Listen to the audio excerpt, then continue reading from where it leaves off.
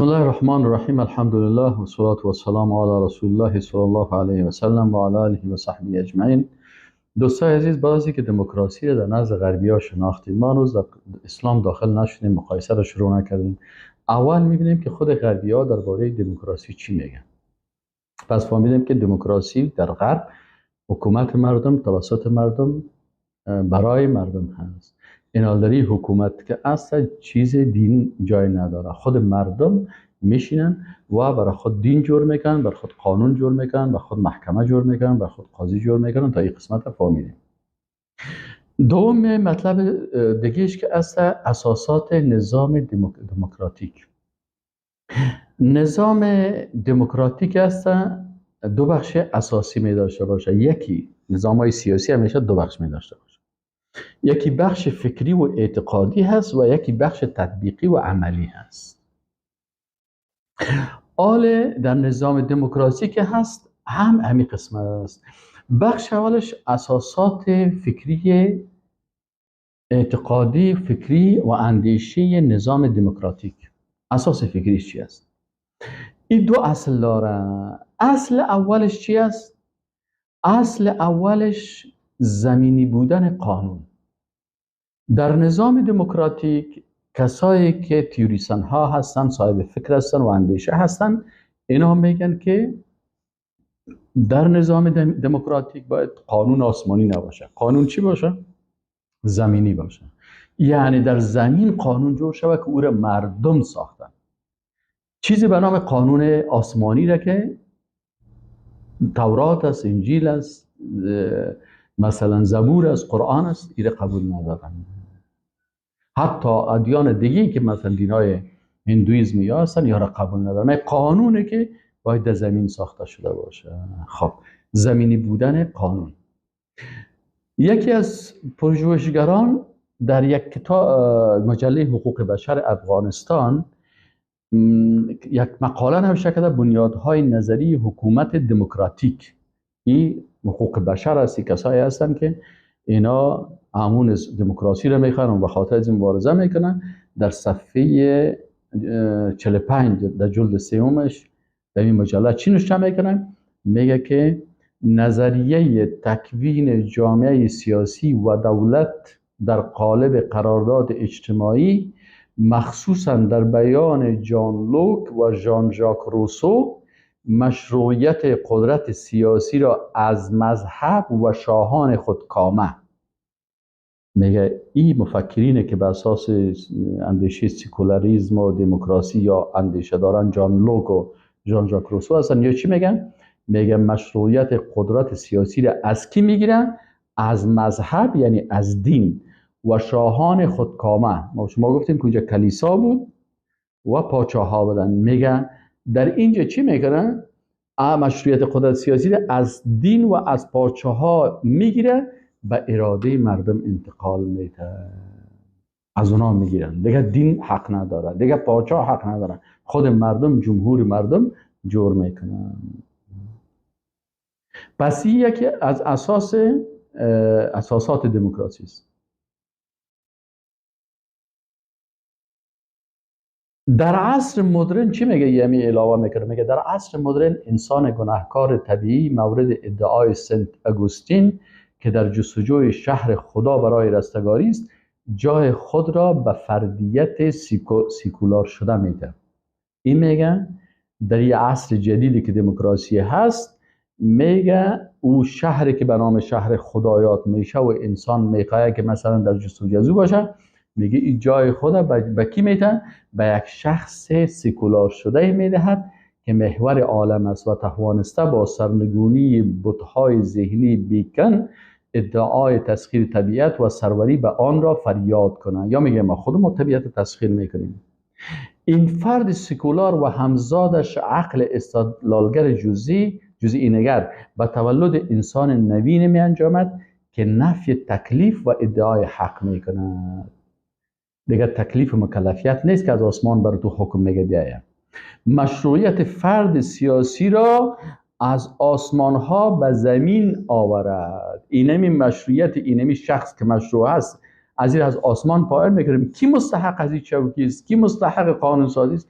اینه میگن از آسمان پایین میکنن به زمین آوردن، انسان را اصل قرار میدهد. انسان را چی قرار میدن؟ اصل قرار میده.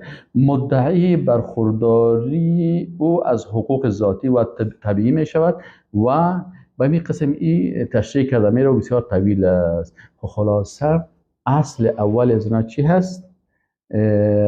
زمین ساختن قانون. خب اصل دومش چی هست؟ اصل دومش چی هست؟ در دموکراسی عدم موجودیت معیار مطلق. چی معنی عدم موجودیت معیار مطلق؟ باید علمایی که در این راستا بحث میکنن این نقاط بفهمن. دموکراسی اصل اولش است که قانون باید چی باشه؟ زمینی باشه. پس چیزی به نام قانون آسمانی در دموکراسی نیست. دو، از نگاه اخلاقی میگم معیار مطلق وجود نداره. معیار مطلق چی معنی؟ یعنی پیش ما و شما معیار مطلق چی است؟ مثلا ما و شما قرآن معیار مطلق بیان کرده که زنا حرام است، شراب حرام است، برهنگی حرام است، بی‌حجابی حرام است، بی‌ستری حرام است. متوجه هستید؟ ازدواج با جنس موافق حرام است. اینا چی میگن؟ میگه عدم موجودیت، میگه معیار مطلق نیست. هر کس خودش معیار نسبی هست. مردم میشینن میبینن که چی خوب است. چیز مطلق وجود نداره. اگر مردم کلشان 6 تن و گفتن زنا خوب چیز است، پارلمان فیصله کرد بنابراین در این مملکت قانون است میتونه مردم زنا بکنن با اختیار خود. شراب گفت که حلال است میگن. اگر گفت که مثلا دو مرد با هم ازدواج بکنن زن هیچ دور شود، خلاص عدم موجودیت معیار مطلق. مؤلف آموزش دانش سیاسی چی میگن؟ میگه از سوی دیگر از نظر اخلاقی دموکراسی بر اصل نسبیت ارزش ها استوار است. میگه دموکراسی ارزش ها را نسبی فکر میکنه. یعنی هیچ گونه معیار مطلق برای تعیین سلسله مراتب ارزش ها در کار نیست. نتیجه این نگرش انکار عینیت هر گونه حقیقت اخلاقی است. یعنی میگه اخلاق نسبی هست. برای تو حجاب اخلاق است، برای من به حجابی. برای تو لباس داشتن اخلاق است، برای من به لباسی. از این خاطر من به اخلاق من به لباسی است. من تو برهنه در سرک میگردم میگه اینم اخلاق است. چرا؟ میگه در دموکراسی نمی قسم است که معیار مطلق وجود نداره. تو که میگی لباس اخلاق است، تو بپوش لباست. من میگم که به لباسی چیز کتمه غرض نگی. کتمه میگه غرض نگی.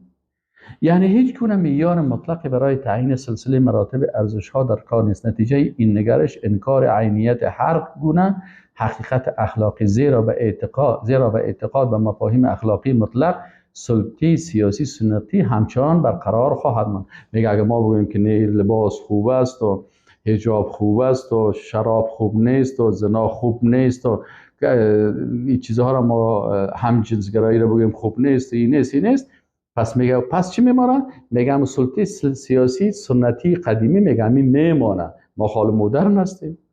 باز چی شد قانون نو جدید؟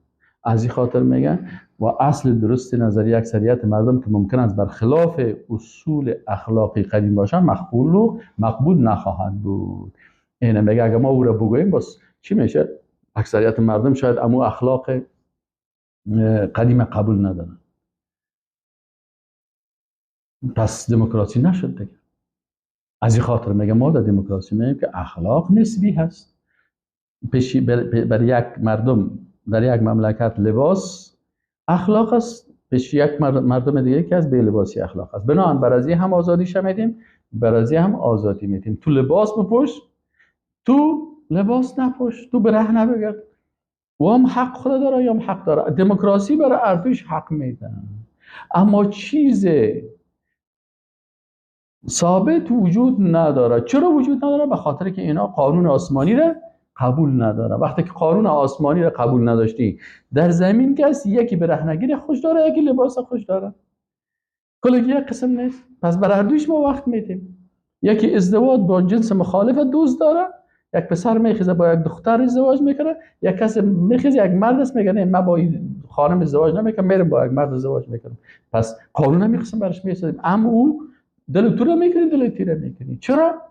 به خاطر از اینکه دموکراسی این صلاحیت میده، چون قانون از آسمان به زمین پایین شده و به دست مردم، و مردم طبیعت‌های مختلف دارن. متوجه هستین؟ این قسم دموکراسی رو بشناسین. باز اگر میخواین که باز قبول هم بکنین، این تو فامیده کافر شوین، نافام کافر نشین که باز تمام روز جنجال باشه که عذر بالجهل، عذر بالجهل بر خود پیدا نکنین. بفهمین که این کل چیز واقعیت ها گفته شده، حال خود کس جاهل نیست. خب بخش سوم دموکراسی چی است؟ در بخش تطبیقی. اینا دو تا اندیشه دموکراسی بود که زمینی بودن قانون و عدم موجودیت معیار مطلق. دو تا دیگه هست که او چی هستن؟ بخش تطبیقی دموکراسی است. این بخش تطبیقی دموکراسی چی است؟ اولش آزادی ها هست. در دموکراسی چی است؟ آزادی های مختلف است، لکن آزادی که در دموکراسی هست با دیگه آزادی هایی که پیش شماست مگه فرق میکنن. آزادی دموکراسی اول آزادی گفتار است، یعنی هر کس هر چی میخواه چی کنه بگویه.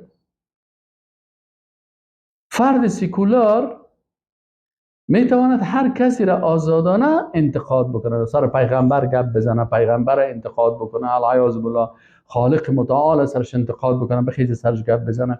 اینی میگه ای آزادی بیان هست. ای چوکات نیست، هیچ آداب و ترتیب مجو، هرچی میخواهد دل تنگت بگو. این دموکراسی هست. این دموکراسی، این دموکراسی میگه اینمی قانونش است. آزادی بیان، اگر پیغمبر را دشنام میده از آزادی خود استفاده کرده، اگر العیاذ بالله سر خالق انتقاد میکنه، سر قرآن انتقاد میکنه، سر انجیل انتقاد میکنه، میگه یک وقت امو کسی که چی کرده بود سر رسول الله صلی الله علیه و توهین کرده بود، رئیس مسلمانای منطقه میگه ما رفتیم پیش چیز، پیش رئیس مجله گفت که اگر من این نفر بگویم که توی مقاله رو نشر کردی و توهین کردی رسول الله صلی الله علیه و سلم، ما آزادی از رو سلب کردم. این خبرش دموکراسی اجازه دادن. میگه رفتیم پیش وزارت اطلاعات و کلتور، میگه گفت که بله ما هم به خاطر ازی در دنمارک قانون دموکراسی هست و ای از حق دموکراسی خود استفاده کرده، این حق برش دموکراسی داده. میگه حتی پیش صدراعظمش رفتیم، صدراعظمش هم امیگه گفت که اینمی از حق دموکراسی کرده، ما اگر بخیزیم این چیز بگوییم در حقیقت ما عقیده خود، باور خود، ایمان خود نقض کردیم که او عبارت از آزادی بیان است در دموکراسی. میگه ما برش گفتیم که برادر این تلویزیون الجزیره مدیدم نشر کرده از زبان رئیس مسلمان های دنمارک در اون وقت.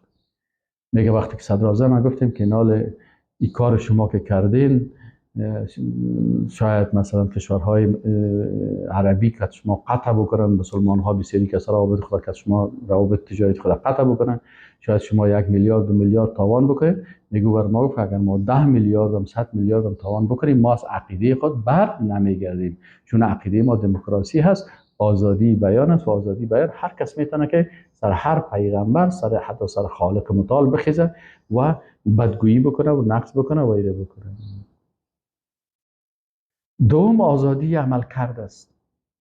آزادی عمل چی هست؟ در اینجا میگه هر کس در اعمال خودش چی هست؟ آزاد است. یک کسی ازدواج میکنه، یک کسی هیچ ازدواج نمیکنه، یک کسی با حیوان ازدواج میکنه، یک کسی با همجنس خود ازدواج میکنه. دموکراسی کلش برات اجازه میده، کلش برات اجازه میده. دیگه آزادی دین است. یک نفر میتونه که دین اسلام قبول بکنه، صبح مسلمان شود، بیشین یهود شود، دیگر بره نصرانی شود، خفتن بره که اون دوها بتا را پرستش بکنه. این میگه آزادی دین است. ما در دین کس غرض نداریم. در دموکراسی هر کس هر چیزی که میخواد بره بیره و بکنه. آزادی جنس است. با هر کسی که ازدواج میکنه و هر قسم عملیه جنسی را میکنه به سن قانونی به شرطی که رسیده باشه. دیگه آزادی اقتصاد است. آزادی اقتصاد همینمی هست که اون بازار آزاد است که در بازار آزاد شراب فروشی هست، قمار هست، سایت های زنا هست. بسیاری کسا از طریق زنا پیسه پیدا میکنن، بعضی کسا از طریق قمار پیسه پیدا میکنن، شراب فروشی میکنن، بانک های سودی است. این کلش دموکراسی حلال است و مربوط به اقتصاد آزاد میشه. و پنجمش انتخابات است. انتخابات هم به این معنا که در این انتخابات اگر یک رقاص هم میخیزه و خدا پیش میکنه من حیث رهبر، در دموکراسی درست است. و بین یک عالم و بین یک رقاصه و بین یک دزد و بین یک قمارباز و بین از هیچ تفاوت نیست. هر کس اونم یک رای داره که به صندوق میره میپرده. این هست نظام چیز. پس اینی شد 4 اصل دموکراسی. و السلام علیکم و رحمت الله و برکاته. منتظر حلقه 3 باشین.